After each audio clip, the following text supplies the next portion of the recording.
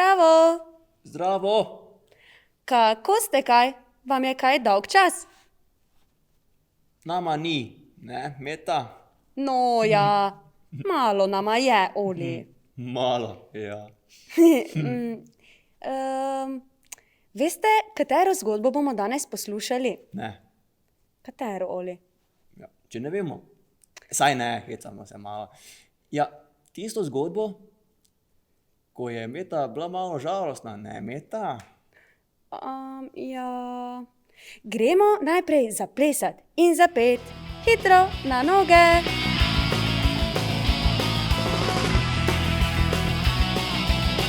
Ustvaril Bog me je povsem, ljubi me takšnega, kot sem. Njegova jaz zamisel sem, zame stvari ima velike. In zaradi tega srečen srcu svojem sem. Na tenoj moj Bog vedi. Njegov jaz sem otrok in zaradi tega srečen srcu svojem sem.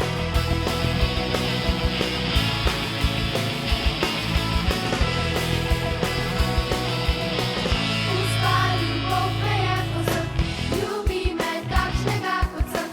Njegova jaz zamisel sem, zame stvari ima velike. In zaradi tega srečen srcu svojem sem. Na tenoj moj Bog vedi.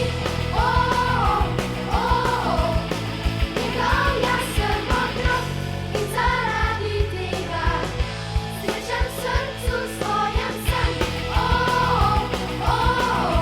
Na tenoj moj Bog vedi.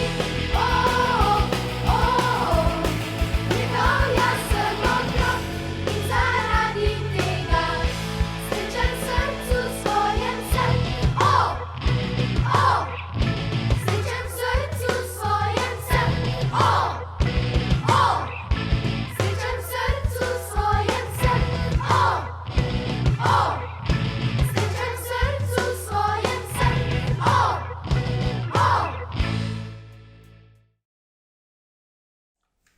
Meta, premajhna si, da bi pomagala. Ja, Meta, ne moreš tega. Meta, pojdi stran, ne moreš biti sedaj tukaj. Bla, bla, bla. Hej, Meta! Zdravo, Meta! Hej, Oli. Ja, s kom se te pogovarjaš, ti? Ah, Oli, sama s sabo. Čakaj, sama sabo, a je kaj narobe? Ja, Kaj pa, Meta? mami in ati me jezita. Nikjer ne smem biti zraven. Če mami kuha, sem ji v napoto in moram stran. Če želim kaj pomagati, sem premajhna za to. Če je ati v garaži in sem tam, da mi da kaj zadelati, mi reče, da tega ne zmorem. In sem žalostna. Razumem te, vendar starša verjetno želita samo čim prej opraviti neko delo, da se ne zamudita preveč. Zamudita? Ja, kaj zamudita? Saj sem vendar njuna hčerka, lahko si vzameta čas zame, no? Sigurno si vzameta, ko imata čas in končata s svojimi opravili, kaj ne? No ja, mogoče, vendar ni mi všeč, da mi ne posvečata kaj dosti pozornosti. Veš kaj? Ne bi vedel, kaj? Ja, ko gremo kam na sprehod, ali na igrišče, ali v gozd, ona dva sta vedno na telefonu, ali pa me slikata. Halo? Sploh ne namenita pozornosti meni, bulita v ta ekran, ker so sedaj tako pomembne druge stvari. Meta, mi želiš povedati, da si žalostna, ker se počutiš odrinjeno? Ja, nekako tako. Aha, in ker ti ne posvečata pozornosti. Ja, In ker te naženeta v stran, ko pravljata kaj po hiši, kar ni za otroke. točno to.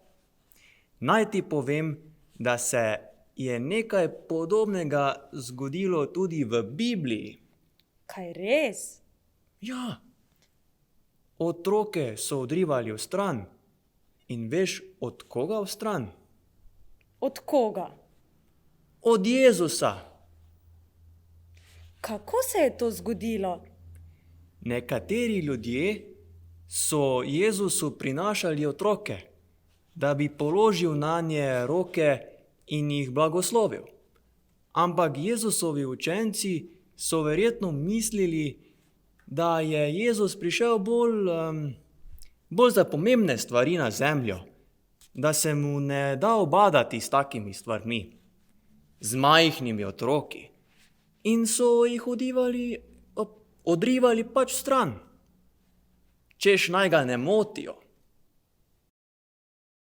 Jezus je postal jezen, ko je to videl.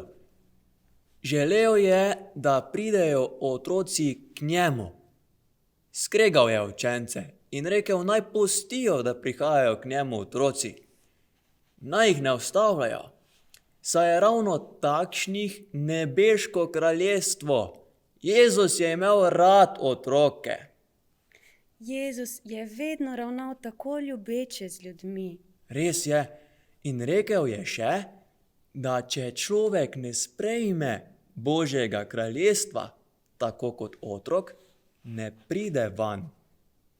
Ker je videl, kakšno je otroško srčece, polno vere in zaupanja. O, Oli, polepšal si mi dan. To je pa res lepo bilo slišati. Ja, sicer Meta, ne pravim ti, da morata tvoja starša zdaj popustiti, ko si ti nekaj zaželiš. Vendar, glede na njuno obnašanje in početje, se vedno spomni, da te Jezus sprejme odprtih rok. Tudi, če se počutiš osamljeno, odrinjeno, premajhno, Jezus te ima rad in si mu zelo pomembna. Ja, in tudi ti si mu, Oli, tudi tebe ima rad. In vas, otroke, tebe, ki gledaš, Jezus te ima rad. Adijo! Adijo!